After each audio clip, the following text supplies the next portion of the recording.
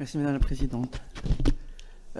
Monsieur le professeur Delfrécy, Mesdames, Messieurs les membres du Conseil scientifique, je tiens également à m'associer à mes collègues pour vous remercier pour prendre le risque de vous exposer comme ça, alors qu'on a l'habitude d'être dans un travail ou de clinicien ou de chercheur, et que c'est un risque surajouté un peu compliqué parfois à devoir gérer, notamment pour tous ceux, et notamment je pense que les politiques sont coupables de ce côté-là, de penser qu'on a toujours un consensus scientifique et qu'on n'a pas le droit de changer d'avis et de se remettre en question, ce qui est plutôt sain dans notre métier comme médecin ou comme chercheur, et qui est peu compris en politique. On a l'habitude d'avoir des assertions un petit peu faciles.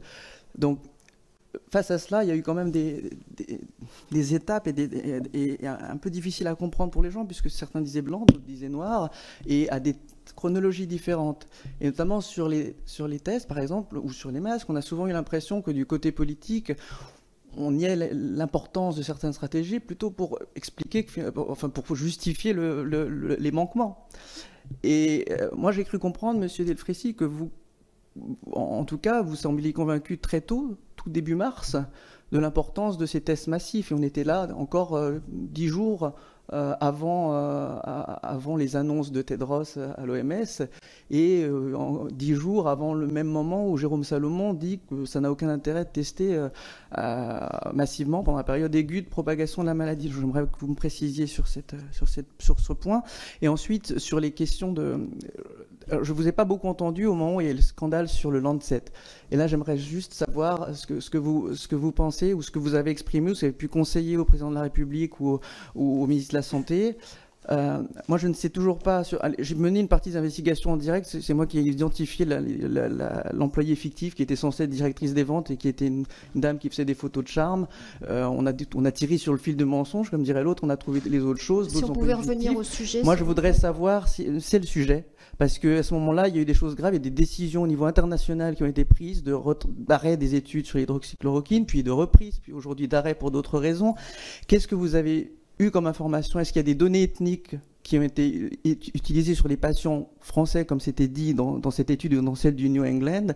Est-ce qu'elles ont été collectées? Est-ce qu'elles sont fantasmées? Est-ce qu'elles existent? Est-ce que vous avez eu des informations précises sur les patients français qui auraient été échantillonnés pour une de ces deux études? Ou est-ce que tout ça est fantôme? Cette société est-elle fantôme? Tout ça est-il fictif? Qui est derrière cette escroquerie? J'aimerais que vous puissiez répondre, puisqu'on n'a pas eu encore les réponses du ministre de la Santé ou du DGS sur cette question. Merci.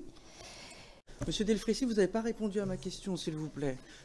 Non, mais excusez-moi, Madame la Présidente. C'est une commission d'enquête, j'ai le droit d'avoir une réponce à mes questions. Je suis désolé. Vous aurez les réponses à vos questions. Juste une réponse par écrit. précise. Merci.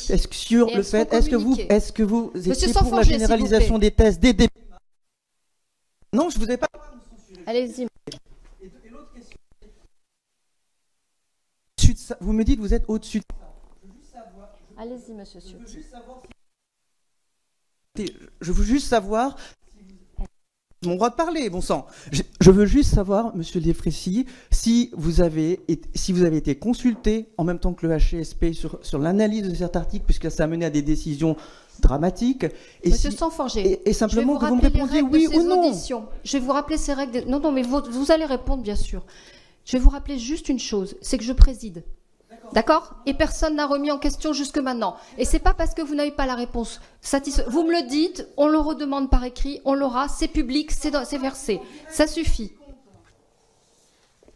Je réponds très rapidement. Non, nous n'avons pas... Bon. Et nous ne nous sommes pas saisis sur les données du Lancet. Ce n'était pas notre rôle. Ce n'était pas notre rôle. Et nous n'en sommes pas saisis. Nous ne sommes pas saisis ni sur les données du Lancet dans un premier temps, les données elles-mêmes, on les a lues comme tout le monde, je suis un scientifique comme tout le monde, toute la table les a lues bien sûr. Et deuxièmement, sur ce qui s'est passé, sur l'interprétation de ces données du Lancet. Voilà. Nous n'avons eu aucun rôle là-dedans, c'est, je vous le rappelle, des décisions prises par, alors là, des agences comme le Haut Comité de Santé Publique, etc. Voilà, je ne peux pas être plus clair. Enfin voilà, je vous le précise. Alors, une question sur le scandale du Lancet. Le Lancet-Gate, bon, écoutez, non, on n'a pas du tout... voilà, on avait d'autres enjeux avec la Vicette. Je pense je sors de là, moi, avec un certain malaise, je ne vous le cache pas, parce que la science, la médecine, de façon générale, et pas qu'en France, contrairement à ce qu'on dit, sort de là quand même un peu bousculé. Hein. On a vu d'abord de très nombreux non-sachants devenir des sachants sur les réseaux de télévision divers et variés. Hein. On a vu des choses, des effets d'annonce, des commentaires, on continue à en voir. Enfin, moi, vraiment, on est au-dessus de ça. Hein. C'est pas l'objet. Hein. Mais